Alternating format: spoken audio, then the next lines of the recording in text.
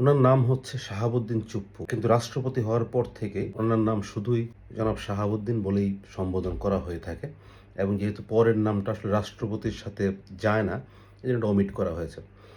এখন যেটা হয়েছে, ওনার দুইটা পার্ট যদি আমরা চিন্তা করি, জনাব শাহাবুদ্দিন আর হলো চুপ্পু, তাহলে আমরা কি দেখি? জনাব শাহাবুদ্দিন ধরেন দেশের অন্যতম একটা ক্রান্তিকাল সময় আগস্ট মাসে যে গেল, তখন যেই ষড়যন্ত্রকারীরা বা দুষ্কৃতিকারীরা একটা বিপ্লবী সরকারের প্ল্যান করছিল, দেশকে একটা চরম দুর্যোগে ঠেলে দিতে চেয়েছিল, ওই মুহূর্তে কিন্তু শাহাবুদ্দিন সাহেব রাষ্ট্রপতি থেকে বা তার পদাধিকার বলে কিন্তু এটা হতে দেন নাই যেভাবেই হোক।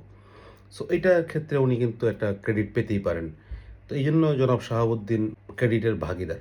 আবার যদি চুপ্পুর কথা বলি, তাহলে জিনিসটা ডিফারেন্ট। উনি ধরেন আওয়ামী লীগের ওই রকম পোর্টফোলিওতে না থেকেও ধরেন তৎকালীন প্রধানমন্ত্রীর পদধূলি নিয়ে, ব্লেসিংস নিয়ে, আশীর্বাদ নিয়ে উনি কিন্তু জয় বাংলা বলে রাষ্ট্রপতি হয়ে গেলেন। তারপর রাষ্ট্রপতি হয়ে কিন্তু নাইস অ্যান্ড অ্যাট্রাকটিভ অনেক কিছু উনি বিভিন্ন জায়গায় দেখলাম আমরা। তো দেখার পরে উনি আবার এটা থেকে সরকার পরিবর্তনের পরে আবার বাংলাদেশ জিন্দাবাদ এবং ফেসিস্ট বিরোধী উনি অনেক কাজ করেছেন বলে আবার জানলাম। তো এই যে চুপ্পুর যে ব্যক্তিগত character, personality, nice and attractive, জয় বাংলা, বাংলাদেশ জিন্দাবাদ, ফেসিস্ট বিরোধী, এই সব মিলে তার পার্সোনালিটি নিয়ে আসলে কথা বলার কিছু নাই। তার পার্সোনালিটি ডিফারেন্ট বিষয়।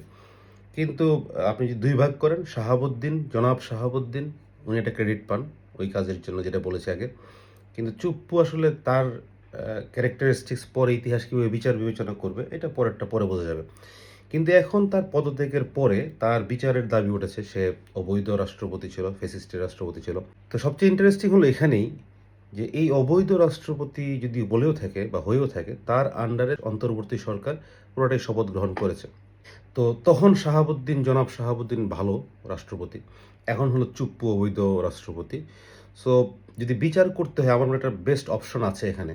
সরকার যদি চিন্তা করে, ঠিক আছে, ওরা যদি চুপ্পুর বিচার চায় না জনাব শাহাবুদ্দিনের বিচার চায়, আমি শিওর তারা জনাব শাহাবুদ্দিনের বিচার চাবে না, ওরা চাবে হলো চুপ্পুর বিচার। সরকার এটাকে একটা জনাব শাহাবুদ্দিন চুপ্পুর বিচার করতে পারে।